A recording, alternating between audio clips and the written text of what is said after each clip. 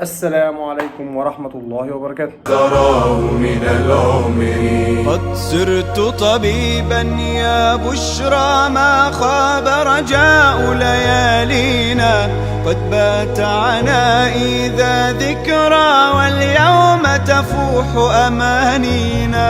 من ريفك يا مصر أتيت، بيداي طموحي لا أكثر، ورأيت النور فسعيت في رحاب ضيائك يا أزهر. يا مسجد قوم قد طمعوا وأرادوا الدنيا والدين، بشرانا أنك مسجدنا، أبناؤك نحن فآوينا. باسم القلم وما يحب. ازيكم شباب الثانوية العامة، عاملين ايه؟ ايه الأخبار؟ طمنونا عليكم، عملتوا ايه في امتحان العربي؟ يا رب ان شاء الله كده الامتحان يكون جبر بخاطركم وأديتوا فيه كويس وعملتوا فيه كل اللي تقدروا عليه، وان شاء الله جيب من اللي انتوا ذاكرتوه، وان شاء الله ايه كده تكون جبر خاطركم كده وجبر خاطر اهلكم ان شاء الله. يا رب انا غلبان قوي، يا رب مشيها معايا حلاوه، يا رب ده انا غلبان، يا رب. لو حصل عكس كده احنا بنروح نمحي اللي فات خالص، ملناش دعوه بيه ولا كانه حصل، بنركز في اللي جاي. عندنا 3 ايام ونص قبل الفيزياء، يا دوبك يا دوبك. تمام؟ وعليك وعلى ريحتك المصممه. ما تدنكش تبكي على اللي فات، اللي فات مش راجع. انت ما عندكش آلة زمن هتحركها هترجع تاني للامتحان العربي تغير. يعني ده حتى كمان انت في الامتحان العربي انت لو ظللت البابل شيت خلاص خلصت. فده اللي حصل هو ده اللي مكتوب، ونقول الحمد لله واحنا راضيين كامل الرضا. تمام يا باشا؟ تمام. تاني حاجه بعد اللجنه ما تقفش مع اي حد، ديلك في اسنانك وروح على بيتك على طول. ديلك في اسنانك وارجع. حد يصور، حد مش عارف ايه، حصلت مشكله، حطيت وشريت والكلام ده كله مالناش دعوه بيه. احنا بنروح يا باشا بيتنا اولى بينا. تمام كده يا كبير؟ تمام. طب بالنسبه للفيزياء هنعمل ايه في الفيزياء؟ 3 ايام ونص قليلين جدا يا دكتور. انت ما تعرفنيش؟ انا دكتور ابراهيم احمد محمد ابو المعاطي، طالب في طب الازهر، اول ثانويه ازهريه جنوب سيناء. تمام كده؟ عرفتني؟ تمام. هنعمل ايه في الفيزياء؟ والله انا اقول لك حاجه، انت دلوقتي راجع من امتحان العربي، عندك 3 ايام ونص. النص يوم ده تستغله كويس جدا. ازاي؟ تعال اقول لك ازاي. حلو، انت السؤال، انت راجل بتفهم. انا اقول لك، مش انت هات لي كده الفهرس بتاع الفيزياء؟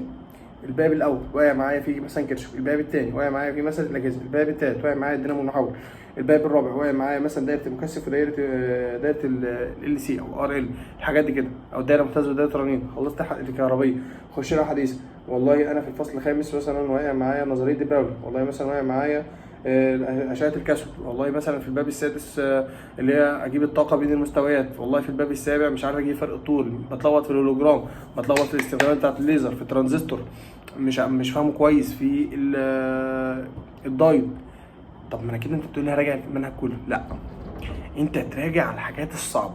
يعني مثلا دينامو ولا ترانزستور؟ لا دينامو. محول ولا دبراولي؟ لا محول. ركز على الكهربيه، الحاجات اللي منك في الكهربيه. انت لو ظبطت الحاجات اللي منك في الكهربيه كده كده المدرسين ربنا يحفظهم ويبارك فيهم هيراجعوا لك على الحديثه بكامل نقاطها. فانت ركز جدا على الكهربيه.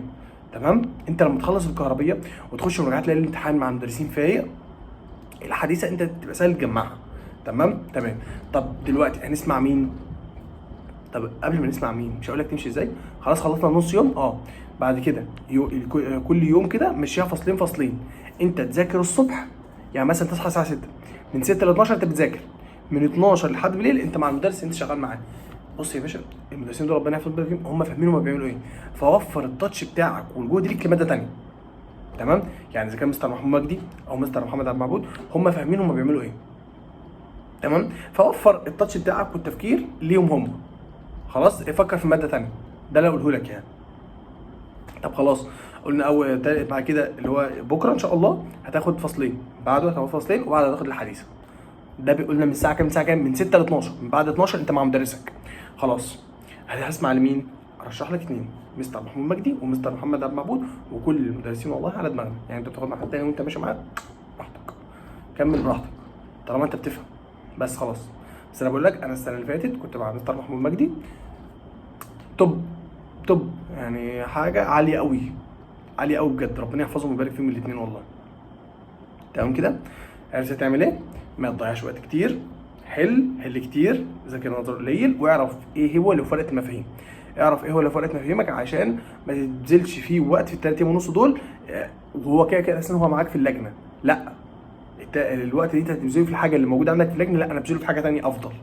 تمام؟ ما تنساش تصلي على النبي، ربنا يوفقكم توصلوا اللي بتتمنوه. ما تنساش تشترك في القناه ولايك وكومنت ودعوه لاخوك من قلبك كده، والسلام عليكم ورحمه الله وبركاته.